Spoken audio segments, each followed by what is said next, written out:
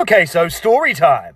Now I have two brothers, one older, one younger. And when I was growing up, my older brother was a bit of a terror. He had this thing of walking over to me and farting on me. He would then run away giggling like a young boy would. But then one day, round about 5 or 6, I eventually snapped. I can't take this anymore, Jeremy! I will no longer stand for your poo mist in and around my nostrils. So I devised a cunning plan. One day for dessert, my mother had given me a chocolate pudding. And that's when the plan came together. My brother was off building something with Lego. So I placed 2 fingers into the pudding and scooped some up. I then ran over to where he was playing, bent over while flicking the chocolate pudding through my leg and making a loud Trump noise. Hitting him in the side of the face and the back of his head. Oh, what's that? He sees the brown colouring, presumes it's poo, and then is violently sick all over his Lego. He probably still thinks it was poo. One day, my cousin made a Tinder, and we were having a family barbecue, so he came over. He was like, oh my god, Sam, like this really hot girl just like matched with me, and then he shows me. And then I see the profile, and it's literally pictures of Madison beer. But the name on the profile was like Kalani. I was like, bro, I don't know who you think you're fucking texting, but it's not Madison beer. You're texting someone's fucking auntie right now, whole ass auntie. He's like, guess we're about to find out. I was like, no, what the no?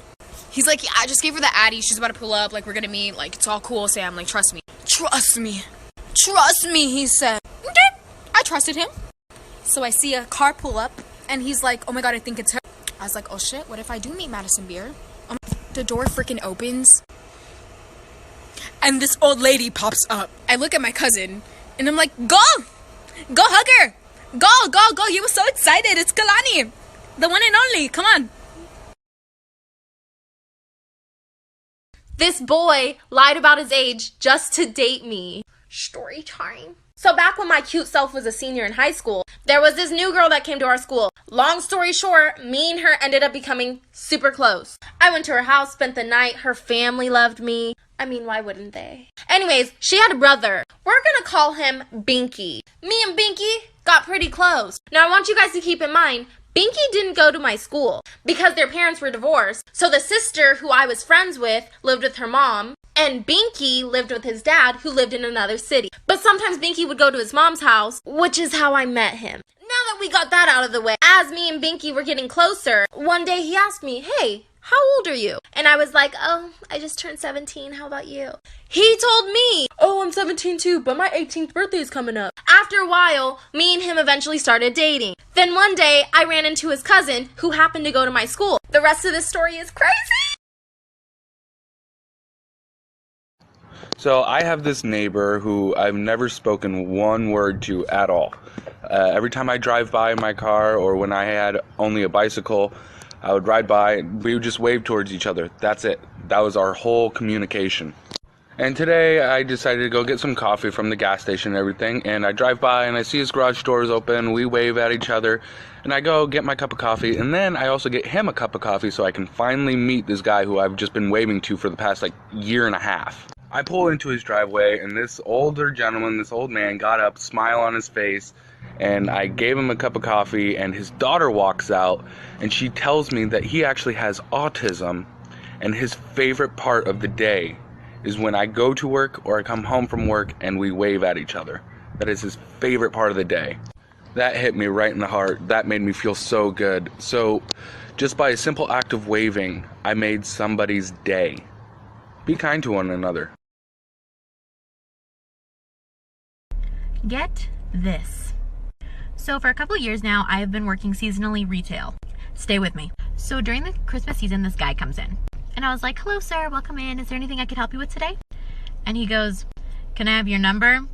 And into that, I was like, and he was like, oh, you're married. And I was like, no, sir, actually, I'm engaged. I'm not engaged. I wear this ring out so that if somebody hits on me, I just can be nice and just be like, sorry. I know it's terrible, sorry, whatever, moving on. So he was like, oh, it's too bad you're engaged because I'd love to take you out. And I was like, yeah, anyway, how can I help you? And this man goes, I'm actually looking for a necklace for my girlfriend. His girlfriend. Then he asks where the $50 and under section is. I was working at a jewelry store. A nice jewelry store. I said, unfortunately, there's only a few items in that price range. Showed it to him. He said, thanks, winks at me, and walks out the door. Somebody come get your man.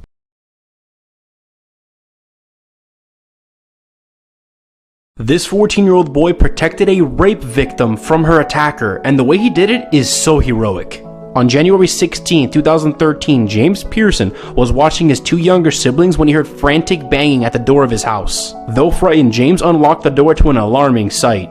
It was a woman who was wrapped in clear packing tape with bruises on her face and cradling one arm. She said she had been raped by a man who held her at gunpoint and was transporting her in a car when she escaped. All of a sudden, James saw headlights coming up his driveway, but the 14-year-old did not waste any time. He locked all the house doors, herded everyone into the bathroom, turned off all the lights, and grabbed his hunting knife and waited. And this is when the story gets even crazier. The rapist Eric Ramsey was unable to break in, so he moved on to another plan. He started pouring gasoline on the house and setting it on fire. Luckily, James's father came home just in time to put out the fire before it could spread. And the attacker tried escaping the scene but was later shot and killed.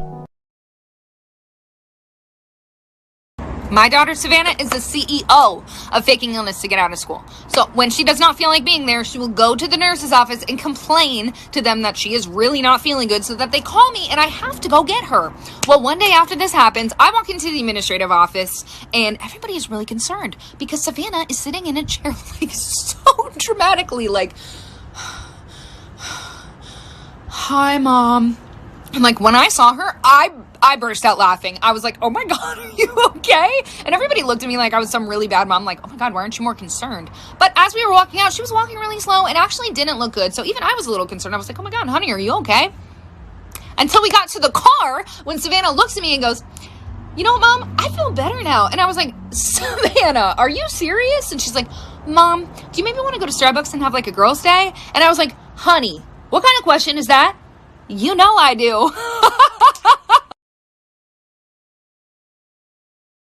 Story time. So this morning, my son gets to take a board game with him to school, right? And so he goes and he looks in the closet. He picks out Jumanji, because we have the board game Jumanji. He goes and puts it in his backpack, and he goes and gets ready for school. Well, I go and grab my phone, and I pull up a 15-minute long sound effect that sounds like this. And I turn it down so that it's just quieter than regular conversation level, and I put it underneath a kitchen chair. He comes back in and takes his backpack. He can't hear it because, you know, the dogs are in there walking around and stuff, and my wife is in there, and he sets it down in the chair right next to where I put that sound effect. And after a few minutes, he's like, I don't think that's the fridge, because he thought that it was the fridge making that sound, right? So then he bends down and he's listening at his backpack, and I was like, wait a minute, didn't you put Jumanji in his backpack? The look on his face, like... And then he starts pulling it out and opens it up and looks, and he's like, it's not coming from here. And so I grab the phone and pull it out, and he's like, Dad! Thought you'd enjoy.